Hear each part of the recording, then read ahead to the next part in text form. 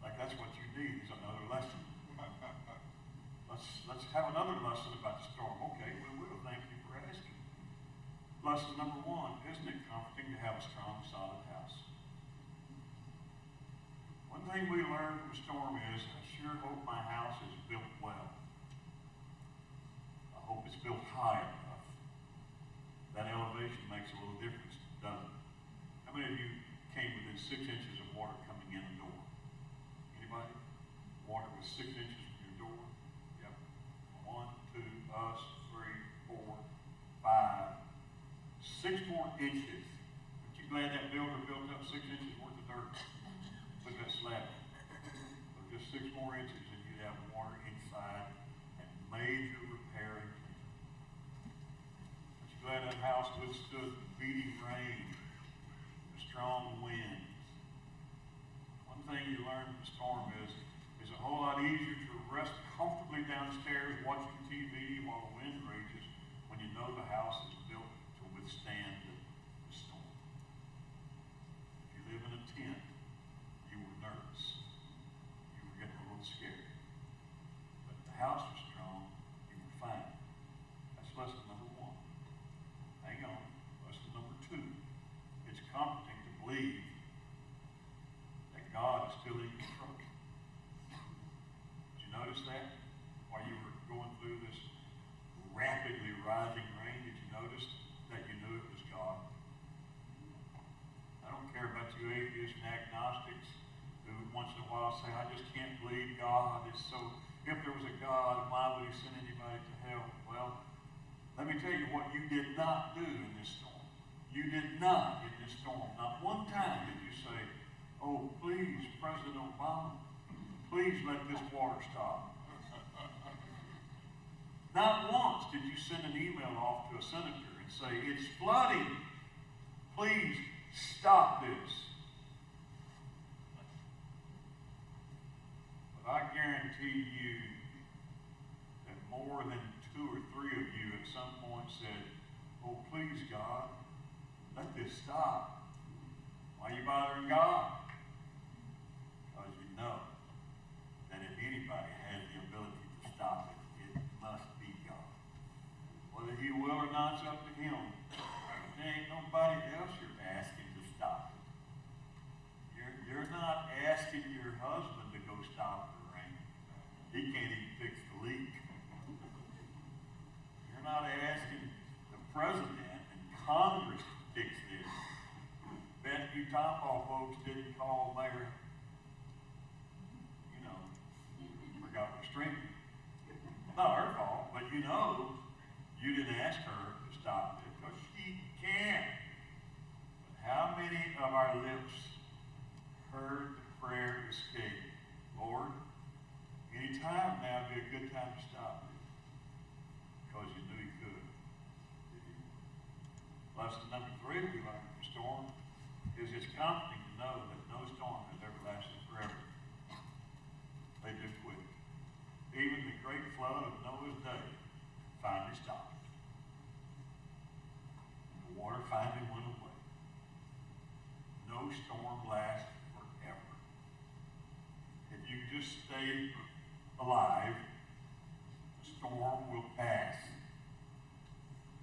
You ever been in a really, really bad storm? I'm not calling this one bad. This was a bad flood. You ever been in a really, really bad storm? Terrifying storm?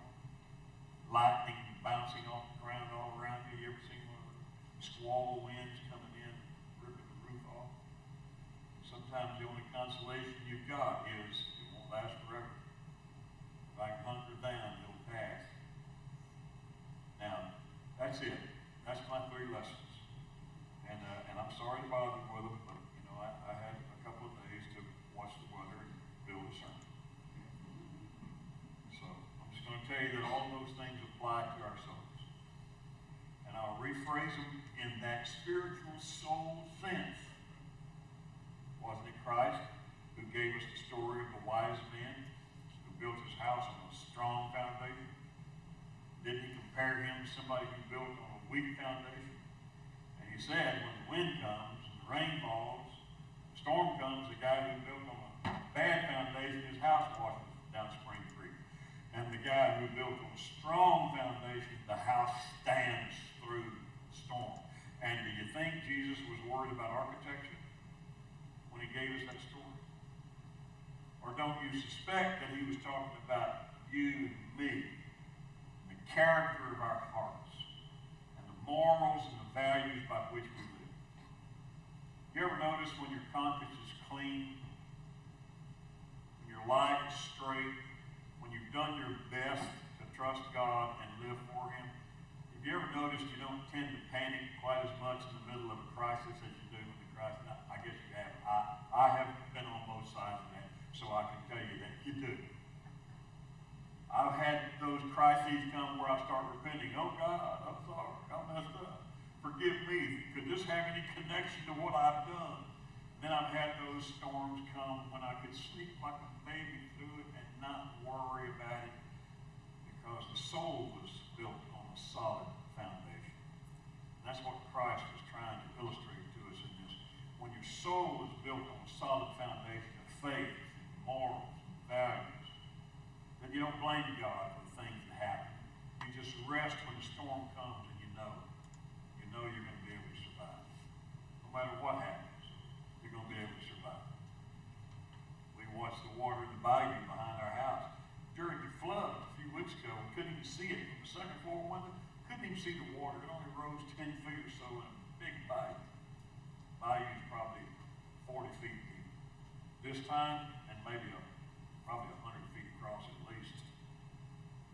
And this time, from the second floor window, we saw the water rapidly get up to within 5 feet of the top. And it just kept climbing and climbing, and suddenly it's there, and the rain's not letting out. And my neighbor comes over and he says, "Oh, have y'all got a plan?" And I said, "Well, we're going to go to the second floor if it comes over the bayou." He said, "Well, First Baptist has a three-level parking garage, and it's open to us. If y'all want to run up to the parking garage," he can't drive right now, so I think he wanted to ride. You could borrow my car if you need to, but I think I'm just going to the second floor. Not going to worry too much about it.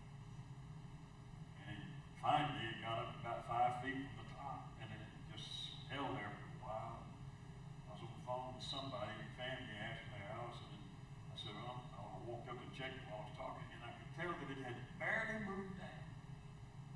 It's like, okay, it started to descend. And then the next 2 hours, it dropped down 3 feet, and then it rapidly started dropping down until it went outside in about 6 hours. We couldn't see it. Flashback. And I don't mind telling you, in case you're wondering, was I panicked? I was not. If it got in the house, it just got in the house. But the house was strong. I feel that way about my spirit someday. Not because I'm a good man, but because God's a good God. I have learned this about His Word. If you live according to His plan and not your own, then when anything happens, you just assign it to His plan. God knows. It's not fun. Life's not sweet, pleasant, perfect all the time.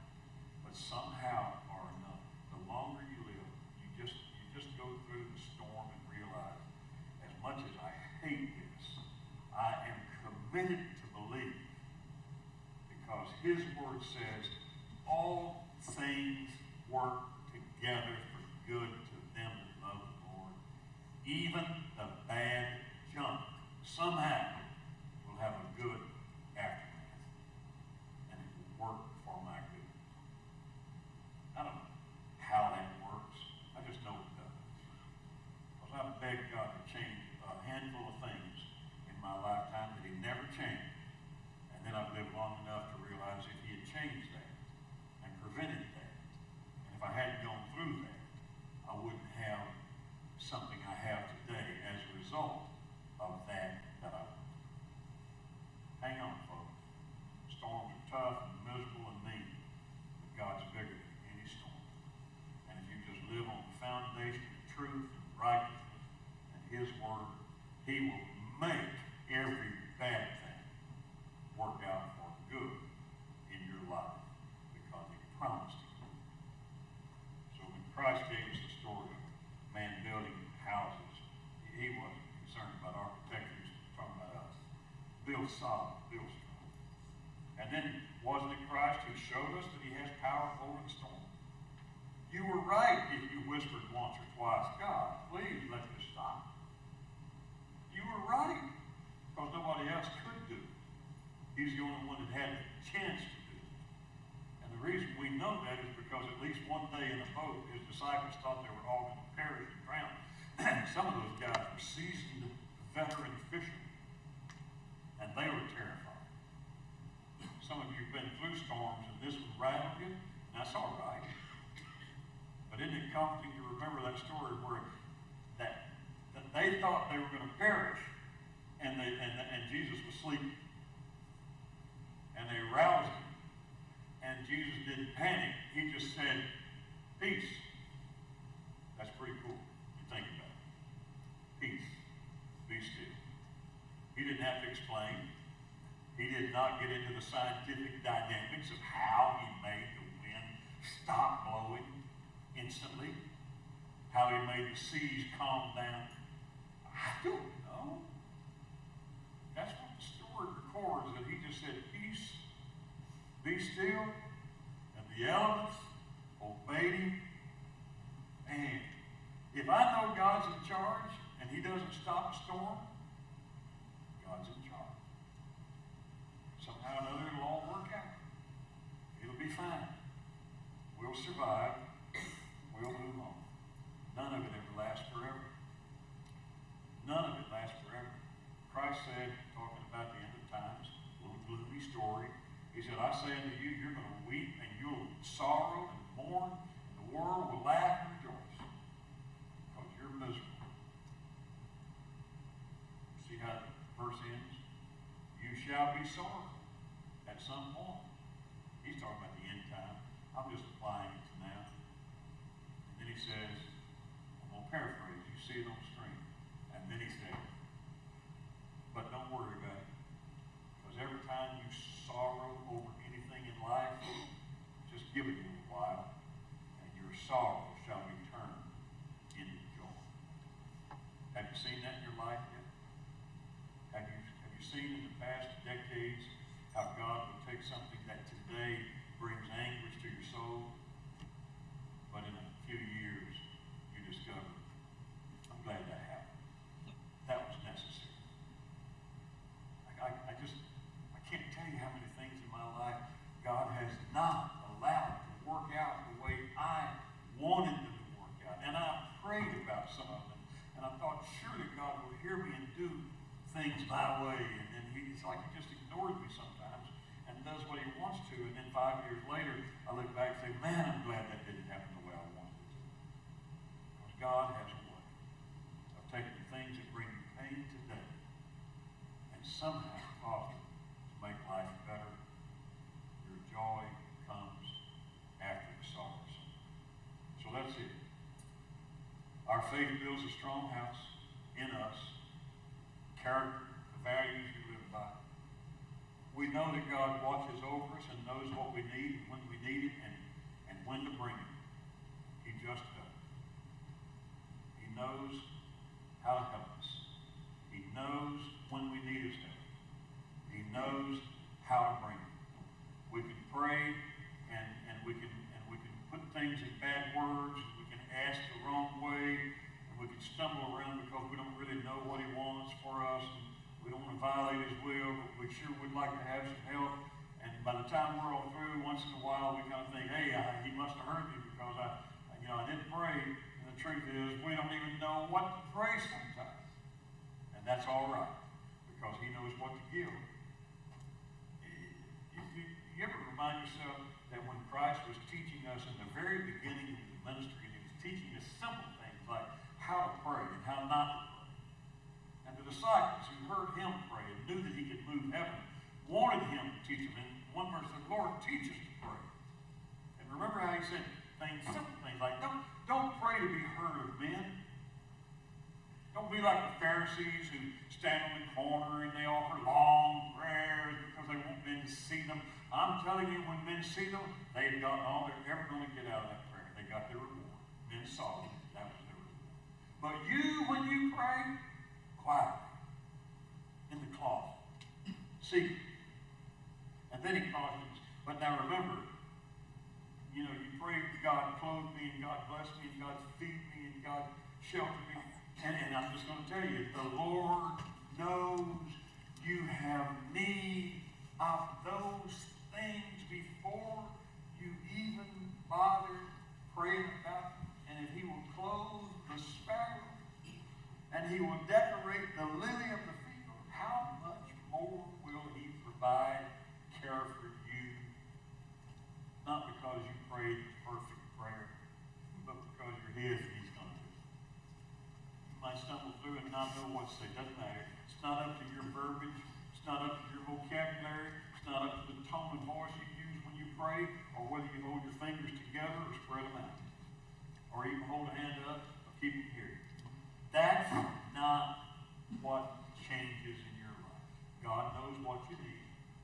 He knows when you need it. He knows how to bring it to you. And thankfully, it's really not up to our human genius.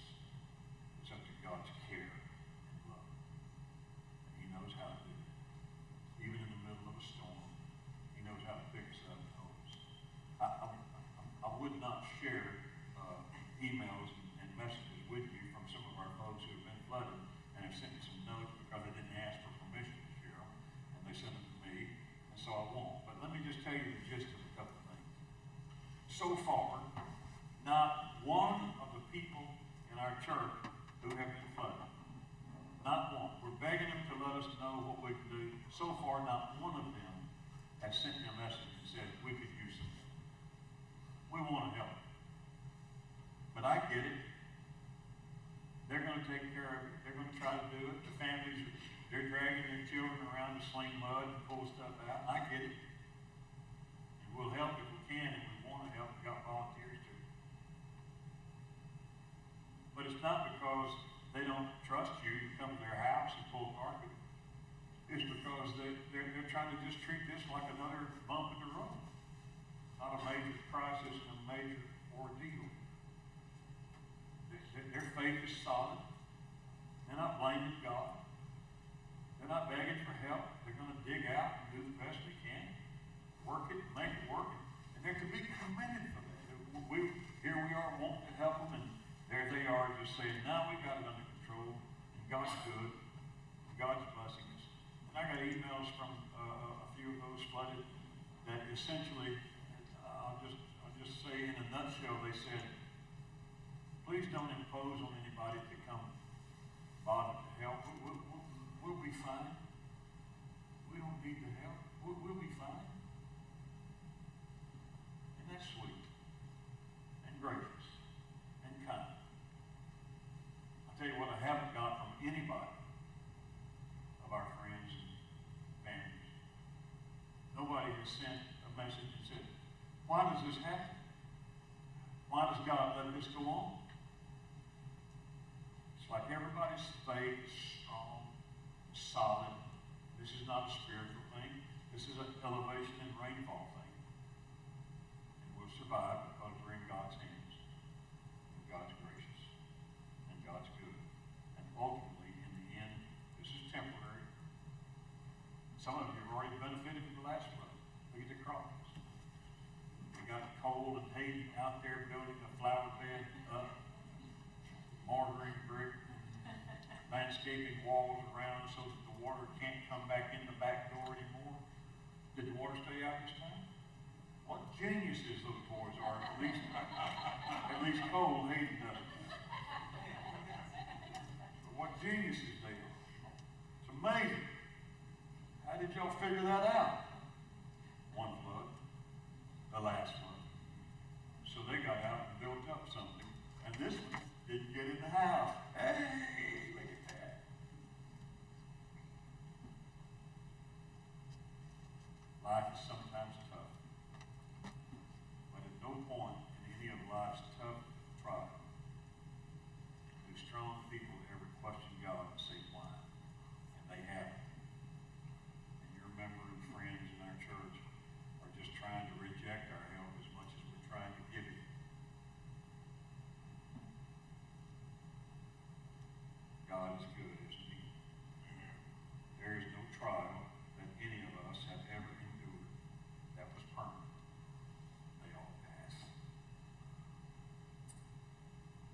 appropriate today for us to just pause before we go offline and just ask God to bless all of those people who were flooded. I know that in the Tomball area, a number of people are going to lose their homes completely, just not be able to rebuild. And we want to see some photos of homes that the roof was barely sticking out in some places. Some mobile homes have literally come off the foundations and been moved. And so we'll just pause today and say a prayer for all of our church family members who have lost part of their homes and have to be pulling out sheetrock and all the things that come with flood. If you've ever been through flood or help somebody come through one, you know how absolutely destructive it is to them. So thank God for those of us who did not have to endure that, and we want to help those of you who did if we can. And our help starts always with a prayer. Father in heaven, we pray today. We just ask you to bless every family in grace. Keep your hand on them. Watch over them today while they're cleaning out and pulling carpet, trying to figure out what to do with sheetrock and all the other things, the furniture, and flooring, everything that's lost and damaged and must be cleaned, dried, all things. Their life will change for a few weeks. And we just ask you to bless them with courage and strength. Remind them they have a lot of friends here at church and people who will volunteer to come do what we can if we can. Most of all, remind all of us that all of these things will pass. There will be another day of sunshine, warmth, love, nothing to do. Thank you for keeping us all safe. No one's life was lost. No one was injured dramatically. We thank you for that. In the whole Tomball area, we're just grateful. Grateful for children that had to spend the night in schools and everything worked all right. Food, shelter, clothing brought to them in some way. Thank you for keeping your hand on all of us as you have, blessing us through this storm. Thank you for this church, this body of members who will jump in financially, jump in physically, and do what they can to help each other in Jesus' name.